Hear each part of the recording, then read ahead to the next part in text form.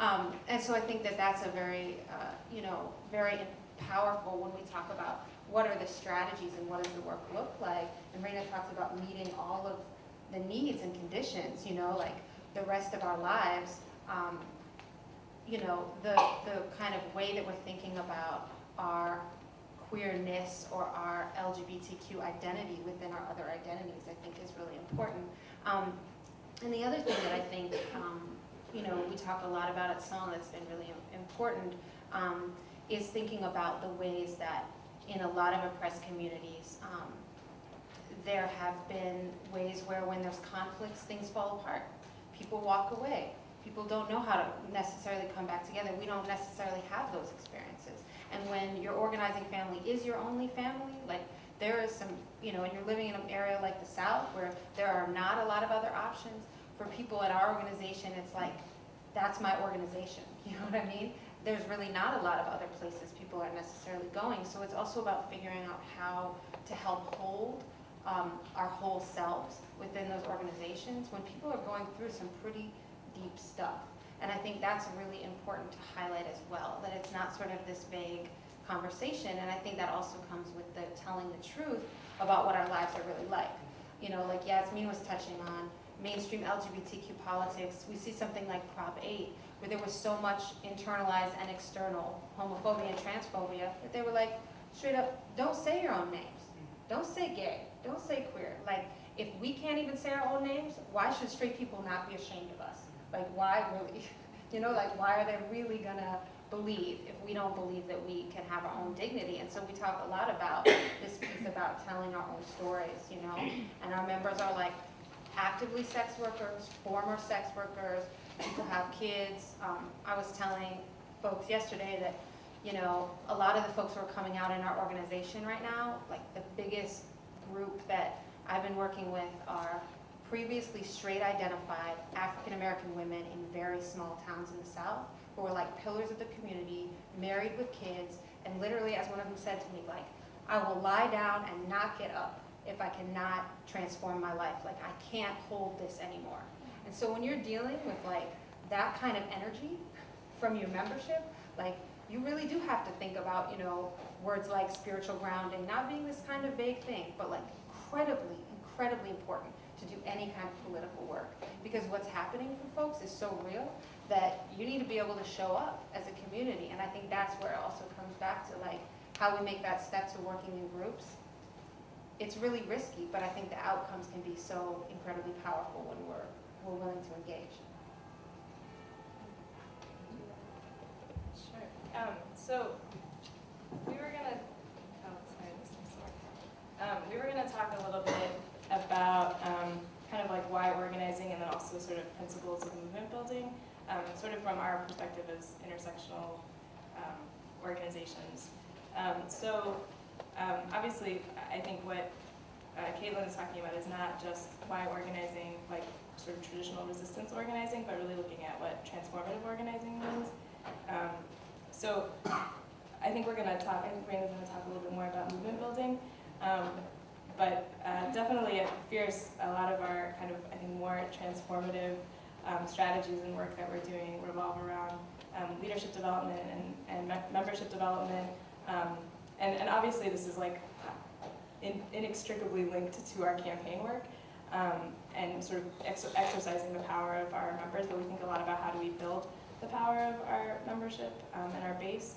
And within movement building, obviously, if we're being really serious about wanting to win, right, if we're being really serious about building a radical and revolutionary, transformative social justice movement that's really going to win, we need to actually grow the scope and depth of our numbers kind of exponentially. So base building and mass-based organizing is a really important strategy. This is also a different strategy than sometimes happens in traditional mainstream LGBT organizations. So I want to talk a little bit about FIERCE's leadership development model, and I brought some materials. I don't think I have enough for everybody. I don't know if I should pass them out. Maybe I should. Do you mind? Do you want me to pass it out now, or do you want to wait for the end? Yeah, people can come up and take them afterward. That's okay. But FIERCE's organizing model, we kind of think about our model in three different ways. We think about how we build our power, how we exercise our power, and how we sustain our power. And I'm going to talk a little bit about the leadership development program because that's what I coordinate at FIERCE. So leadership development is a really important part of youth organizing. It's a really important part of movement building.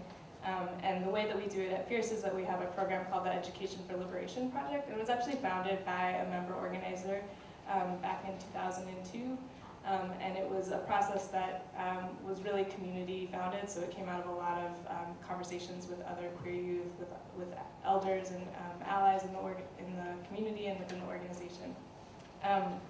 So the Education for Liberation Project we have kind of a three-tiered model in which our members, a lot of our members come in through the organization through outreach and recruitment that we do out actually at the pier and in the West Village, and folks who are in the community. So we have a whole base building and outreach strategy. And when folks come into the organization, it's really important for us to think about the kind of leadership development, political development, and sort of personal transformation work that we are trying to do. It's not just about winning our campaigns, it's also about this idea of kind of becoming the community that we want to build. And a lot of that is personal transformation work. And also we're not born as organizers. And we may recognize the injustices and the issues that we experience, but we need to actually get support and training in how to do this work effectively. So we have 3 levels of the program, and ELP1 is sort of our introductory political education and leadership development training program, and we do a lot of trainings on kind of the history of FIERCE, the history of LGBTQ organizing. We do walking tours of the West Village and thinking about the history that we come from and the places where things actually happened in our neighborhood, how the neighborhood has changed.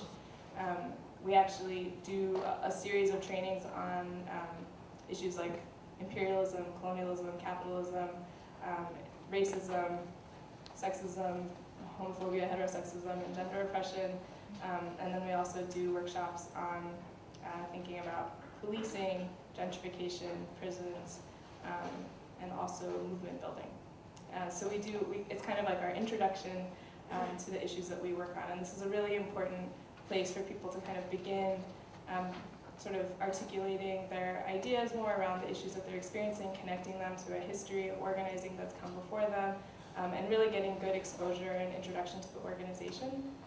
And then ELP2 really focuses on building people's organizing skills and practice. So they learn how to do base building and outreach, campaign development, power analysis, thinking about how you actually do those things. So they're planning recruitment and outreach events, doing street outreach, working on developing campaign strategy with our campaign steering committee, and then they're also learning about grassroots fundraising and learning about sort of politics and importance of kind of funding our own liberation and being a part of doing grassroots fundraising in a way that's political and radical.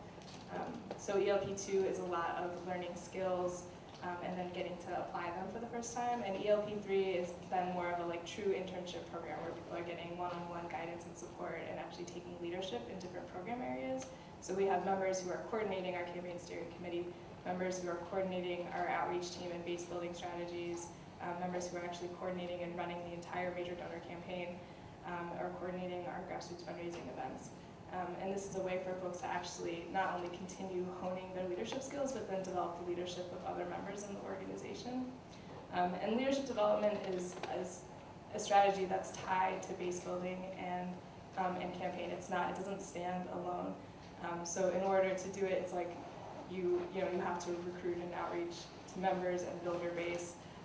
You also build your base as you're doing it, and you're building people's skills and capacity to then do the organizing work and exercise our power. So this is a model that actually may seem simple, but it's also, obvious, but it's also something that is really, we put a lot of work into figuring out how to do it, and a model that we're excited to share and talk about with other youth organizations and just other organizations in general.